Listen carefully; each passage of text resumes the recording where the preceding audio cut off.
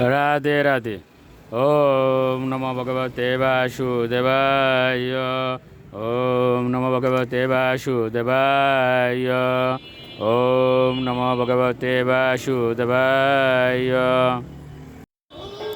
শ্রীমদ্ ভাগবত চতুর্থ স্কন্দ পুষণম ত্রয়োদশ অধ্যায়। ধ্রুব মহারাজের বংশধরদের বর্ণনা। শ্লোক 26।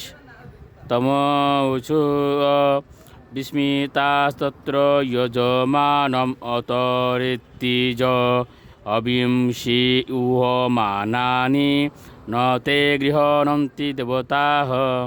অনুবাদ। সেই যজ্ঞে নিযুক্ত পুরোহিতরা তখন রাজা অঙ্গকে বললেন, হে রাজন, আমরা যথাযথভাবে যজ্ঞে ঘৃত আহুতি দিচ্ছি, কিন্তু আমাদের সমস্ত প্রচেষ্টা সত্ত্বেও দেবতারা তা গ্রহণ করছেন না। শ্লোক 27। রাজনবিংশ দুষ্টানি শ্রদ্ধয়া সাধিতানি তে চন্দাংশয়াত ইয়ামানি ইউজিতানি ধৃতব্রতয়। অনুবাদ। হে রাজন, আমরা জানি যে যজ্ঞ অনুষ্ঠানের সকল সামগ্রী আপনি গভীর শ্রদ্ধা এবং সাবধানতা সহকারে সংগ্রহ করেছেন এবং তা দূষিত নয়।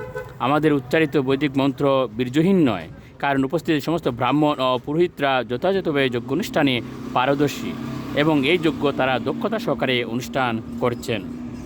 শ্লোক 28।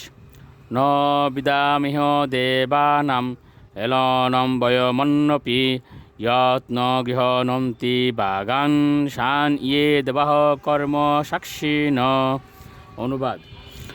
হে রাজন, দেবতারা যে কেন অপমানিত অথবা উপেক্ষিত বলে অনুভব করবেন তার কোনো কারণও আমরা খুঁজে পাচ্ছি না, কিন্তু তা সত্ত্বেও যজ্ঞের সাক্ষী দেবতারা তাদের যজ্ঞভাগ গ্রহণ করছেন না। কেন যে এইরকম হচ্ছে তা আমরা বুঝতে পারছি না। শ্লোক 29। মৈত্রেয় উবাচ অঙ্গোদ্বিজ বচ শ্রুতা যজমান সুদূর্মনাঃ তৎপ্রষ্টুম বেশিযদ্বাচম সদসাম তদ অনুজ্ঞয়া। অনুবাদ। সেই প্রশ্নের উত্তরে মৈত্রেয় বললেন যে পুরোহিতদের সেই কথা শুনে রাজা অঙ্গ অত্যন্ত বিষণ্ণ হয়েছিলেন।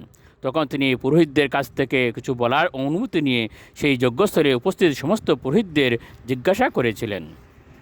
শ্লোক 30।